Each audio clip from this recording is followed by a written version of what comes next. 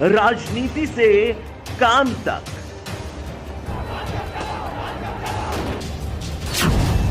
अपराध से अंजाम तक, खेत से खलिहान तक, खिलाड़ी से मैदान तक, आईफा की धमाकेदार रात, सितारों से आसमान तक, अब हर खबर पर होगी हमारी नजर। पल पल बदलती देश और दुनिया की हर खबर पाइए सीधा अपने मोबाइल पर। नमस्कार, मैं विक्रम और आप देख रहे हैं हंगामा टाइम्स न्यूज। देश दुनिया की तमाम बड़ी खबरों को देखने के लिए हमारे चैनल को सब्सक्राइब करें और कमेंट बॉक्स में अपनी अमूल्य राय जरूर दें। देश दुनिया की तमाम बड़ी खबरों पर आइए डालते हैं नजर इस वक्त की बड़ी बुलेटिन में, जहां दिखाएंगे आपको कि आखिर उत्तर प्रदेश के विभिन्न जनपदों में किस तरह की बड़ी बड़ी घटनाएं घटित हुई।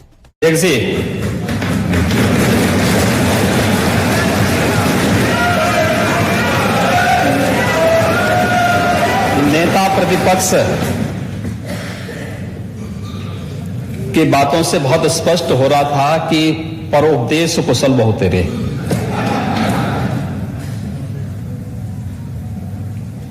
और उनको यह भी नहीं पता था कि वह जो बोल रहे हैं आखिर किसको बोलना चाहते हैं। इस प्रदेश में 4 बार समाजवादी पार्टी की सरकार रही है और मुझे नहीं लगता है कि 25 करोड़ जनता जो प्रदेश की है या देश की 135 करोड़ की आबादी में से कोई भी व्यक्ति जो राजनीतिक रूप से उनसे उपकृत होगा, उनको छोड़ करके शेष कोई भी समाजवादी पार्टी को एक सही नजरिए से देखता होगा। National family health survey 4th और 5th जो आए हैं या इससे पहले जो सर्वे हुए हैं, वे सर्वे इस बात की गवाही देते हैं कि उत्तर प्रदेश में विगत 5.5 वर्षों के अंदर स्वास्थ्य सेवाओं में बेहतरीन सुधार हुआ है। और चाहे वह एनीमिया से जुड़े हुए मामलों में सुधार का प्रश्न हो, यह नेशनल एवरेज से अच्छा हुआ है। शिशु मृत्यु दर और मातृ मृत्यु दर यह पहले की तुलना में काफी इसमें सुधार हुआ है। अन्य मामलों में भी उत्तर प्रदेश ने उत्तरोत्तर वृद्धि की है, काफी उसमें अच्छी प्रगति हुई है। मैं केवल एक उदाहरण देना चाहता हूं। गोरखपुर की चर्चा माननीय नेता प्रतिपक्ष ने की और बोलते बोलते उनको बहुत सारी चीजें याद आती हैं। स्वाभाविक रूप से जब कोई चीज और खासतौर पर जनता जनार्दन अपना फैसला करके दे ही देती है, सपने जब तार तार होते हैं तो उसका दुख होगा ही। और उनकी बातों में वो दुख झलक भी रहा था, लेकिन हमें जनता जनार्दन के फैसले को स्वीकार तो करना पड़ेगा। यह सीजन पूर्वी उत्तर प्रदेश के लोगों के लिए हमेशा भय का प्रतीक होता था। एक कंपकपी छूटती थी जुलाई से लेकर के नवंबर तक। इंसेफ्लाइटिस से प्रतिवर्ष वहां पे 1200, 1500, 2000 तक मौतें होती थी। अकेले गोरखपुर का बीआरडी मेडिकल कॉलेज 500-500 मौतें उस मेडिकल कॉलेज में एक छत के नीचे एक वर्ष में होती थी। जनपदों के अंदर जो मौतें हो रही थी वो अलग है। जो लोग हॉस्पिटल तक नहीं पहुंच पाते थे वे अलग थी। डबल इंजन की सरकार का ही प्रभाव है और संयुक्त कार्यवाही का ही परिणाम है। इंसेफ्लाइटिस आज 0 तक पहुंच रही। इंसेफ्लाइटिस से होने वाली मौत 0 पर पहुंची है। अभी मैं गोरखपुर के दौरे पे था स्वास्थ्य विभाग के साथ एक बैठक मेरी हो रही थी। इंसेफ्लाइटिस के केवल 40 मामले इस वर्ष वहां पर अब तक आए हैं। 40 में से 33 एक्यूट इंसेफ्लाइटिस के और 7 जापानी इंसेफ्लाइटिस के। मौत 0 है। ये गोरखपुर जनपद की बात कर रहा हूं मैं। गोरखपुर, ऐसे ही कुशीनगर, देवरिया, महाराजगंज, हमारे माता प्रसाद पांडे जी पूर्व अध्यक्ष जी का जनपद सिद्धार्थनगर, या संत कबीर नगर, बस्ती, इधर देवीपाटन कमिश्नरी के जनपद, इन सभी जनपदों में बड़े पैमाने पर मौतें होती थी। लेकिन समाजवादी पार्टी सरकार एक भी बार अपनी संवेदना व्यक्त करने के लिए उन क्षेत्रों में उन मरीजों को मिलने तक कोई नहीं गया, क्योंकि फुर्सत ही नहीं थी। क्योंकि जो मरने वाले बच्चे थे, ये विषय उससे जुड़ा हुआ है, ये प्रश्न इससे जुड़ा हुआ है। मरे उन बच्चों का अगर किसी ने मदद की तो समाजवादियों ने मदद की। ये प्रश्न इससे जुड़ा हुआ है। समाजवादी पार्टी की सरकार दुर्भाग्य से इस प्रदेश में 4 बार थी और चारों बार कभी भी इंसेफ्लाइटिस से होने वाली हजारों मौतों पर कोई संवेदना समाजवादी पार्टी की सरकार महोदय, यहाँ इलाज हो रहा है, वो अस्पताल किसके बनाए हुए हैं? आप बोल रहे तो हैं इलाज हो रहा है, किसके बनाए हुए हैं? आप बोल रहे हैं तो इलाज हो रहा है, तो किसके बनाए हुए हैं? सुनिए, आप बोल रहे थे, कोई नहीं बोला। अब माननीय मुख्यमंत्री जी बोला, सुनिए। जब माननीय नेता यही बात बोल रहे थे, विपक्ष बोल रहे थे, कोई बीच में कोई किसी ने कोई व्यवधान नहीं किया, किसी ने कोई व्यवधान नहीं किया, नहीं कोई व्यवधान नहीं किया था। नेता सदन बोल रहे, आप उसको सुनिए। आपने कोई प्रयास नहीं हुए। ये लोग दूसरों को उपदेश देते हैं। सच्चाई क्या थी? 2017 में, उससे 5 वर्ष पहले तो समाजवादी पार्टी की सरकार 2012 से 2017 तक थी। प्रदेश के सभी प्राथमिक स्वास्थ्य केंद्र बंद कर दिए गए थे। कोई डॉक्टर नहीं था, कोई डॉक्टर नहीं था। ज्यादातर सीएससी बंद के कगार पर थे। सुनिए नहीं। और यही नहीं, जनपद और जिला चिकित्सालयों की स्थिति भी कितनी दयनीय थी, जर्जर स्थिति थी। और आज मैं कह सकता हूं 108 एम्बुलेंस के रिस्पांस टाइम को इस सरकार ने और अच्छा करने का प्रयास किया है, उसमें सुधार हुआ है। आज सरकार के प्रयासों के परिणाम स्वरूप प्रदेश में 1 डिस्ट्रिक्ट 1 मेडिकल कॉलेज की तरफ हम लोग बढ़ रहे हैं। आज मैं कह सकता हूं उत्तर प्रदेश के अंदर डबल इंजन की सरकार का ही प्रभाव है और संयुक्त कार्रवाई का ही परिणाम है कि आज प्रदेश के 59 जनपदों में एक मेडिकल कॉलेज या तो बन चुका है या बनने की ओर अग्रसर है, उस पर कार्रवाई चल रही है। जो शेष 16 जनपद हैं, उन पर भी इस कार्रवाई को सरकार आगे बढ़ाने का कार्य कर रही है। मेडिकल कॉलेज से उनको परहेज है, हॉस्पिटल की सुविधा से उन्हें परहेज है। और तो और कोरोना महामारी के दौरान पता नहीं नेता प्रतिपक्ष कहां गए थे। मुझे तो लगता है किसी ने, हम लोगों ने तो कभी नहीं देखा उनको बाहर निकलते हुए। 3-4 चरणों में दुर्भाग्य से इंसेफ्लाइटिस आई थी और उन 4 चरणों में हमें तो आशंका थी कि ऐसा ना हो कि कोरोना कालखंड में 5वें चरण की वो आ जाए तो फिर इनका क्या हाल होगा। लेकिन ईश्वर की कृपा थी कि कोरोना हम लोगों ने नियंत्रित करने में सफलता प्राप्त की। अब देखिए कौन देख रहा है, वैक्सीन तो हम लोगों ने फ्री भी की है, फ्री वैक्सीन है। नहीं, मैं क्या कह रहा हूं ना, हम लोगों ने तो वैक्सीन ली है। नेता हम लोगों ने वैक्सीन ली, पावर होगी।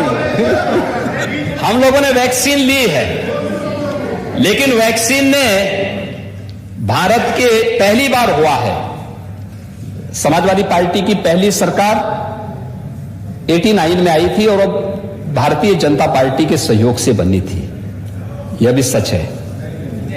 भारतीय जनता पार्टी ने उस सरकार को, जनता दल की सरकार को सपोर्ट किया था। सच स्वीकार करो, सच स्वीकार करो। चलिए हो गया, अरे ठीक है, अरे हो गया रघुदास जी। 89 से आपने देखा होगा समाजवादी पार्टी को 4 बार, ठीक है नाम पहले कुछ रहा होगा, लीडर वही थे ना, नेता वही थे, और इनको 4 बार प्रदेश में शासन में रहने का अवसर प्राप्त हुआ। मैं नहीं कहता हूं, पूरा देश और पूरी दुनिया इस बात को कहती कि इनके शासनकाल में प्रदेश के हर क्षेत्र का अवमूल्यन हुआ है, उसमें अभिवृद्धि कहीं नहीं हुई है, कहीं नहीं हुई है। ये हर व्यक्ति कहता है, और मैं इस बात को फिर कह सकता हूं कि स्वास्थ्य सेवाओं का हो या प्रदेश की शिक्षा व्यवस्था का, जितनी क्षति और जितना नुकसान इन तथाकथित समाजवादियों ने की है, उतना प्रदेश में कभी नहीं हुआ। और आज प्रदेश को उसकी पहचान दिलाने के लिए ही राज्य सरकार अपने स्तर पर कार्य कर रही है। आज प्रदेश में हर प्राथमिक स्वास्थ्य केंद्र में हर सप्ताह आरोग्य मेला का आयोजन होता है। हर आरोग्य मेला में 1.5 लाख से लेकर के 3 लाख तक पेशेंट आते हैं। आयुष्मान भारत की योजना या मुख्यमंत्री जन आरोग्य योजना हर गरीब को 5 लाख रुपए की सालाना स्वास्थ्य बीमा का कवर, यह भी डबल इंजन की सरकार प्रदेशवासियों को उपलब्ध करवा रही है। और जहां तक कोरोना वैक्सीन की बात है, कोरोना वैक्सीन पहली बार हुआ है कि किसी महामारी के आने के मात्र 9 महीने के अंदर वैक्सीन भी देशवासियों को प्राप्त हो गया था।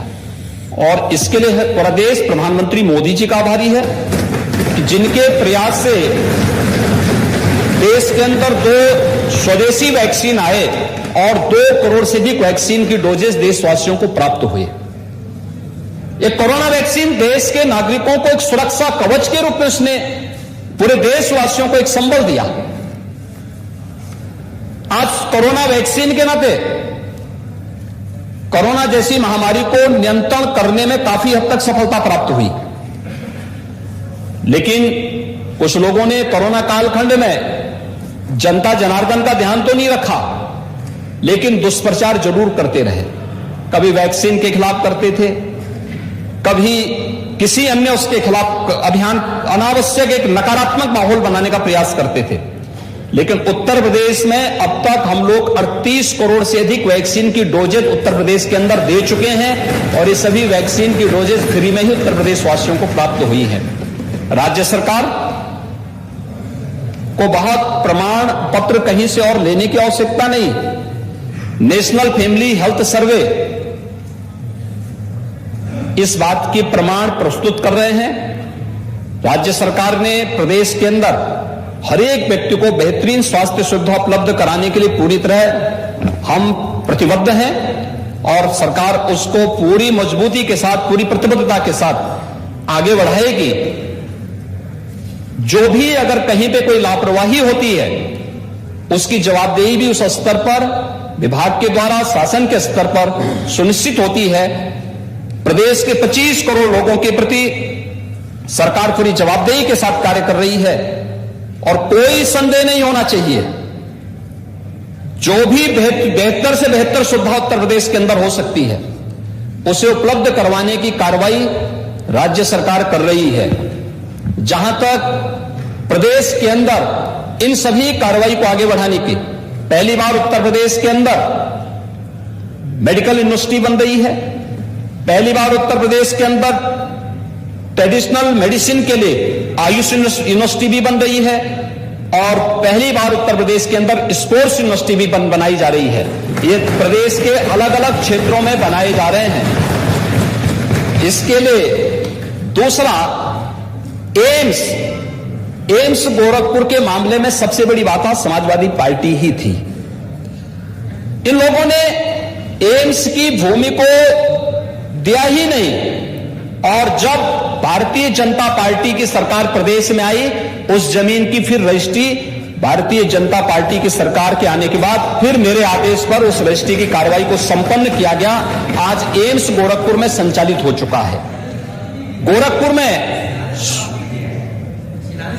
शिलान्यास हमने किया था। शिलान्यास ये फर्टिलाइजर के उसमें हुई थी, लेकिन रजिस्ट्री नहीं हुई थी। इन्होंने प्रस्ताव नहीं दिया था और फिर रजिस्ट्री की कार्रवाई को हम लोगों ने आने के बाद किया था। रजिस्ट्री की कार्रवाई हम लोगों ने संपन्न की। इंसेफ्लाइटिस जैसी बीमारियों को नियंत्रण करने का कार्य ये भारतीय जनता पार्टी की डबल इंजन की सरकार ने किया है। और यही नहीं, आज प्रदेश के अंदर जितने भी प्रकार के संचारी रोग हैं, डेंगू है, कालाजार है, मलेरिया है, या इन सभी प्रकार के संचारी रोग नियंत्रण के लिए वर्ष में 3 बार विशेष अभियान चलाने की कार्रवाई भी ये राज्य सरकार के प्रयास और केंद्र और राज्य सरकार के संयुक्त प्रयासों का परिणाम है। आज प्रदेश के अंदर जो विभिन्न प्रकार के कार्यक्रम स्वास्थ्य संबंधी हों, उन सभी कार्यक्रमों को डबल इंजन की सरकार पूरी मजबूती के साथ आगे बढ़ा रही है और बिना भेदभाव के समाज के हरेक तबके को उपलब्ध करवाने का कार्य कर रही है। नेता प्रतिपक्ष पूर्व मुख्यमंत्री रह चुके हैं और प्रतिपक्ष के सबसे बड़े दल के नेता भी हैं। मैं उनसे आग्रह करूंगा कि उनको सदन में सच बोलने की आदत डालनी चाहिए। मैंने कल भी कहा था, समाजवादी और सच नदी के 2 कोने होते हैं, ये कभी एक साथ नहीं चलते हैं। और मुझे लगता है उनको इस सत्य को स्वीकार करना चाहिए कि जो कुछ भी विकृति थी, ये तो विरासत से जो हमें प्राप्त हुई थी, उसी विकृति को हम सुधार रहे हैं।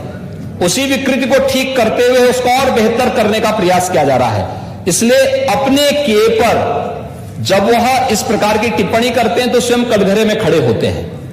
जब वह ये कहते हैं कि उत्तर प्रदेश के अंदर, जब उन्हें इस बात पर अफसोस होता है कि उत्तर प्रदेश में हर घर नल की योजना क्यों लागू हो रही है, उनको जब इस पर अफसोस होता है क्योंकि वे नहीं कर पाए थे, लेकिन आज डबल इंजन की सरकार प्रदेश के अंदर हर घर नल से जल देने के लिए प्रतिबद्ध है और उस पर कार्रवाई कर रही है, तो उनको इस पे भी अफसोस हो रहा है। कम से कम अच्छे कार्यों को स्वीकार करो, अच्छा लगेगा। और मुझे लगता है कि बुंदेलखंड और विंध्य क्षेत्र में इस वर्ष के अंत तक हम हर घर नल की योजना पूरी तरह लागू, हर घर तक पहुंचाने की कार्रवाई संपन्न कर चुके होंगे।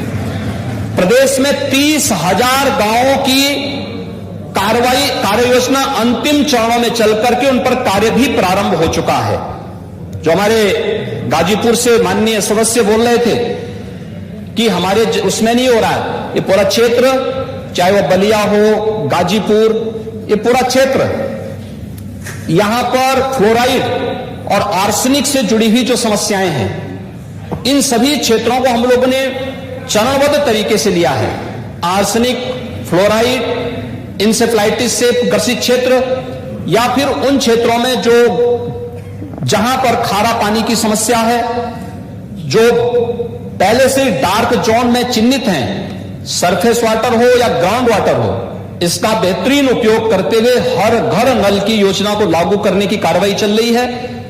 लेकिन उनको इस पे भी अफसोस है कि ये क्यों हो रहा है, वे नहीं कर पाए, तो उनको अपने किए पर पश्चाताप नहीं, लेकिन आज हो रहा है कि उनको बुरा लग रहा है। मुझे लगता है ये अच्छी प्रवृत्ति नहीं है।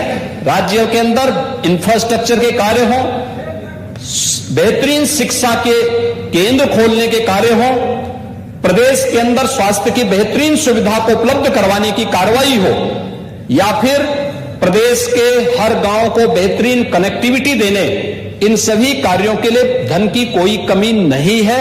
राज्य सरकार के पास संसाधन भी बड़े हैं, राजस्व में भी वृद्धि हुई है। कोरोना जैसी महामारी का सामना करते हुए भी राज्य सरकार ने पूरी मजबूती के साथ अपनी अर्थव्यवस्था को भी सुदृढ़ करने का प्रयास किया है।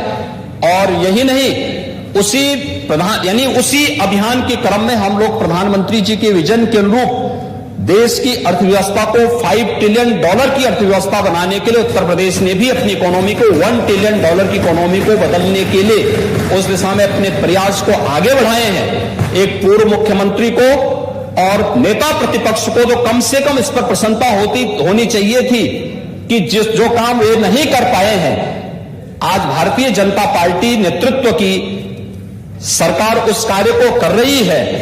तो कम से कम इसमें वे सहयोग नहीं कर सकते हैं, तो अड़ंगा लगाने का कार्य तो उनको नहीं करना चाहिए, क्योंकि केवल लोकतंत्र में सरकार ही नहीं, प्रतिपक्ष भी लोकतंत्र की व्यवस्था का एक पहिया है, और मुझे लगता है कि उसमें उनको अपनी जिम्मेदारी को समझना चाहिए, उस गंभीरता का परिचय देना चाहिए। कोई भी ऐसा वक्तव्य नहीं देना चाहिए जो गुमराह करने वाला हो, जो सत्य से परे हो, और जो अनावश्यक रूप से आम जनमानस के मन में तमाम प्रकार की भ्रांति पैदा करते हुए उनके स्वयं के जीवन के साथ खिलवाड़ करने वाला हो। और इस प्रकार की कभी कभी छोटी छोटी बातें व्यक्ति मजाक में कहता है, लेकिन उसको जब हम लोग गंभीरता से कोई लेने लगता है तो कभी कभी उसके जीवन के साथ भी खिलवाड़ होता है। इंसेफ्लाइटिस, उसके कोरोना के मामले में हमने देखा था, जब उन्होंने कहा था कि साहब ये वैक्सीन नहीं लेंगे, और वैक्सीन का परिणाम क्या रहा, बहुत सारे लोगों के जीवन के साथ उस समय खिलवाड़ हुआ होगा। लेकिन ये फ्री में वैक्सीन थी, पूरी दुनिया इसको स्वीकार कर रही है, WHO ने इसको मान्यता दी, और वैज्ञानिकों ने बहुत उसके साथ हमें मौतें बताते हुए बड़ा अफसोस होता है कभी कभी कि इंसेफ्लाइटिस का वैक्सीन जापान में 1905 में बन गया था। भारत में इस वैक्सीन को आने में 100 वर्ष लगे। 2005 में यह वैक्सीन भारत में आया। क्या कर रहे थे हम आजादी के बाद? 1947 से 2005 तक क्या हो रहा था? इतने वर्षों तक आखिर हम क्यों, और इंसेफ्लाइटिस से मरने वाले ज्यादातर बच्चे कौन थे? अल्पसंख्यक और अनुसूचित जाति, अति पिछड़ी जाति से जुड़े हुए बच्चे थे। लेकिन वोट बैंक बनाने का प्रयास तो हुआ, लेकिन उन पीड़ितों के प्रति कभी संवेदना ईमानदारी से व्यक्त करने का प्रयास नहीं हुआ, वो कभी मुद्दा नहीं बन पाया। इंसेफ्लाइटिस के मुद्दे पर वैक्सीन को जापान से भारत आने में 100 साल लगे, लेकिन भारत के अंदर कोरोना जैसी महामारी आती है और मात्र 9 महीने के अंदर एक नहीं 2 स्वदेशी वैक्सीन प्रधानमंत्री मोदी जी देते हैं। इसके प्रति कृतज्ञता ज्ञापित करने की बजाय हम गफलत पैदा करें, लोगों को गुमराह करके उनके जीवन के साथ खिलवाड़ करें, यह स्वीकार्य नहीं होना चाहिए। और किसी भी जिम्मेदार नेता को और जिम्मेदार राजनीतिक दल को इस प्रकार की हरकत नहीं करनी चाहिए, क्योंकि यह जीवन के साथ, लोगों के जीवन के साथ खिलवाड़ करने जैसे मुद्दे होते हैं, और इस प्रकार के मुद्दों पर हमें हमेशा उसकी संवेदनशीलता को समझना चाहिए। यहां पर जो भी मुद्दे उठते हैं, ये हर व्यक्ति की संवेदना है। 108 की एक व्यवस्था है, आप कॉल करेंगे, उसका रिस्पांस टाइम के अनुसार आपको वहां पर वह एम्बुलेंस प्रदान करने का प्रयास होता है, और हमेशा एक प्रयास होता है, एक व्यवस्था, एक सिस्टम दी गई है, एक व्यवस्था दी गई है, लेकिन हम उसको कटघरे में खड़ा करें। शासकीय जो व्यवस्थाएं हैं हमारी CHC की, PSC की, डिस्ट्रिक्ट हॉस्पिटल्स की या मेडिकल कॉलेजेस की, हम उसको ही कटघरा में खड़ा करके आम नागरिक के मन में भ्रम की स्थिति पैदा करें, यह अच्छी स्थिति नहीं है। मुझे लगता है नेता प्रतिपक्ष को एक जिम्मेदार नेता के रूप में सदन में बोलना चाहिए, तथ्यों पे बोलना चाहिए, जो आंकड़े हों उन आंकड़ों को एक बार सत्यापन करा करके अगर वे बोलेंगे तो ये विश्वसनीयता उनकी भी, उनके दल की भी बनी रहेगी, और साथ साथ इस व्यवस्था के प्रति भी आम जनमानस का विश्वास डगमगाएगा नहीं। और यह अगर विश्वास डगमगाएगा, ये लोकतंत्र के लिए बहुत खतरनाक दिन होगा, क्योंकि जनमानस की भावनाओं के विरुद्ध जब भी कोई आचरण कोई व्यक्ति करेगा तो वह अविश्वास की स्थिति पैदा करेगा, और वो लोकतंत्र के लिए सबसे खतरनाक दिन होगा। दुर्भाग्य से कुछ लोग अपने निहित स्वार्थ के लिए इस प्रकार का आचरण करते हैं या कर बैठते हैं, इसको लोकतंत्र में कहीं मान्यता नहीं देनी चाहिए। सरकार अपने स्तर पर बेहतरीन प्रयास कर रही है, और जो कुछ भी होगा, मैंने पहले भी कहा, प्रदेश की बेहतरी के लिए, प्रदेश के विकास के लिए, प्रदेश की 25 करोड़ जनता के लिए हमने इसको जाति, मत, मजहब या क्षेत्र और भाषा के आधार पर नहीं बांटा है। 25 करोड़ जनता को डबल इंजन की सरकार ने अपने परिवार के रूप में ट्रीट किया है, और बिना भेदभाव के शासन की योजनाएं उस रूप में पूरे प्रदेश के अंदर लागू हो रही हैं। हमने उसी रूप में उसको देने का प्रयास भी किया है। इसलिए कृपया इस सदन की कार्रवाई के माध्यम से अन्य मान्य सदस्यों के महत्वपूर्ण मुद्दों को हम इस प्रकार के मुद्दों के आधार पर, जो तथ्यों पर आधारित न हो, उससे हम अन्य मान्य सदस्यों के समय को जाया न करें तो अच्छा होगा। धन्यवाद। मैंने माननीय नेता प्रतिपक्ष को सुना, माननीय मुख्यमंत्री जी को सुना। ये मैं नेता सदन के जवाब से संतुष्ट नहीं हूँ। हेल्दी स्टेट प्रोग्रेसिव इंडिया जो रिपोर्ट है उसमें Uttar Pradesh number of bed मरीज को कितने होने 1 लाख में कहाँ खड़ा है उत्तर प्रदेश। मैं संतुष्ट नहीं हूँ, इसलिए सदन से हम लोग वॉकआउट कर रहे हैं।